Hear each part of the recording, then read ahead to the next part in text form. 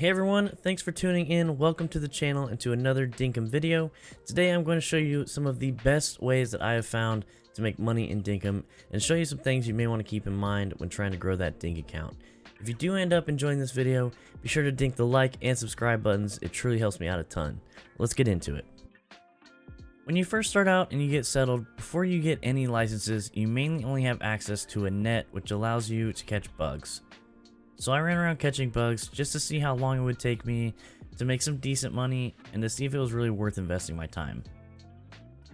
It ended up taking me about 15 minutes or so to fill my inventory with different butterflies, bees, and flies, and selling everything to John ended up netting me a little over 12,000 dink. Pun intended. So while it didn't end up making me a ton of money, it was a pretty quick way to get a little chunk of change for when you're just getting started. It also isn't entirely wasted time, as you do also rank up your bug catching skills in the meantime. It also doesn't hurt that you'll be knocking out your milestones for catching and selling bugs to earn permit points, so there is an added bonus.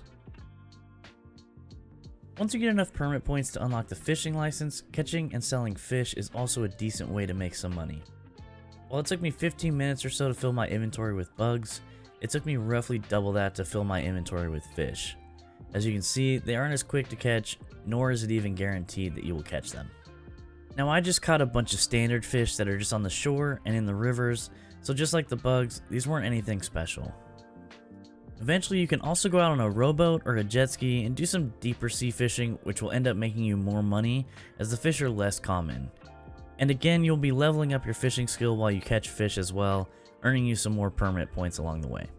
After spending basically a whole day in-game catching fish, because I definitely didn't miss a single one and am a professional, selling all of them made me almost 50,000 dink, which just about quadruples the bug method. So it kind of just depends on how much time you want to dedicate to fishing. One of the most efficient ways I started out making money is by hunting and cooking the meat to sell.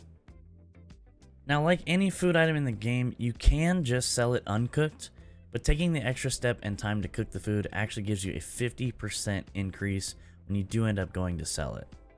When hunting, the animals typically drop at least 2 pieces of meat, so you can end up with a lot to sell in a really short amount of time.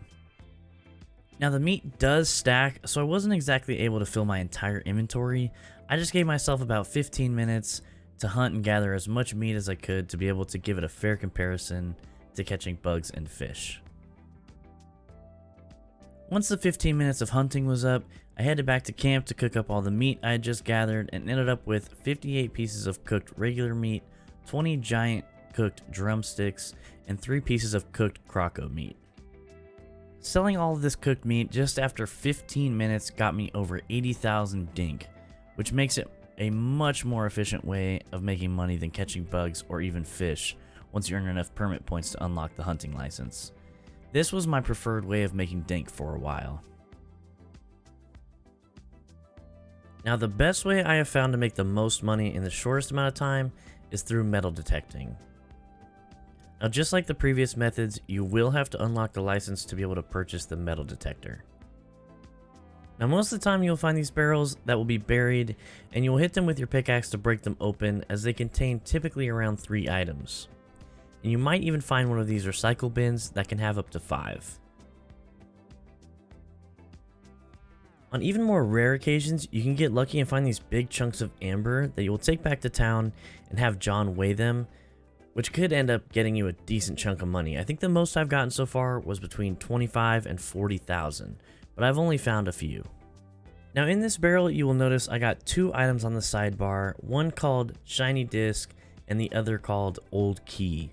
As I've mentioned in my previous videos, I would hang on to the shiny disc items, as there is a vendor named Franklin that will purchase the disc from you at a higher rate than John will. And then we'll also unlock more items to purchase from Franklin, like a motorcycle, a jet ski, or even a helicopter. Now for the old keys, you may want to hang on to those for when you end up getting the deed to the mine and start exploring.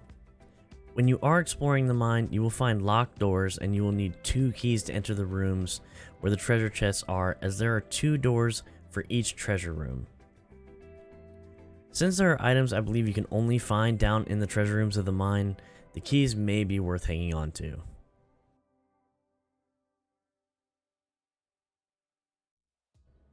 So after about 15 to 20 minutes metal detecting, I was able to get an offer for everything I found for just under 200,000 dink, making this the absolute best way I have found to make money. Now I didn't sell all of this because I wanted to show you just how quickly metal detecting can really add up. When I grabbed the rest of what I had for metal detecting items, my sale jumped up to 450,000 dink. So you could really make about 1,000,000 dink in maybe an hour's time.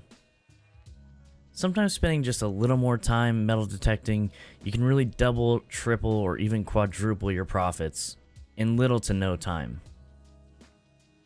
While I was actually recording this video, I discovered that I unlocked a new license called the Commerce License, which will make a huge difference in making dink when selling items as the first tier of the license gives you a 5% boost in profits just by purchasing the license.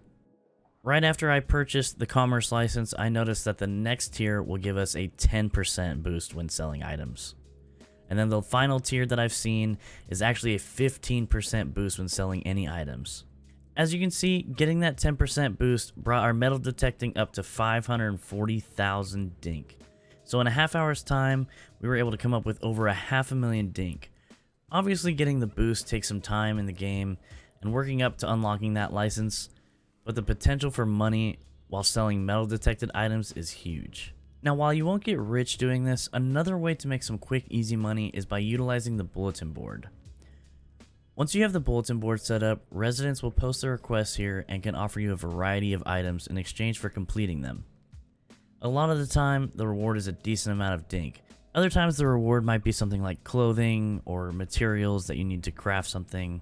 But for the most part, I've seen the rewards being dink. You will want to be sure that if you do grab these requests, you complete them, because it will help your friendship with the resident that requested it as well.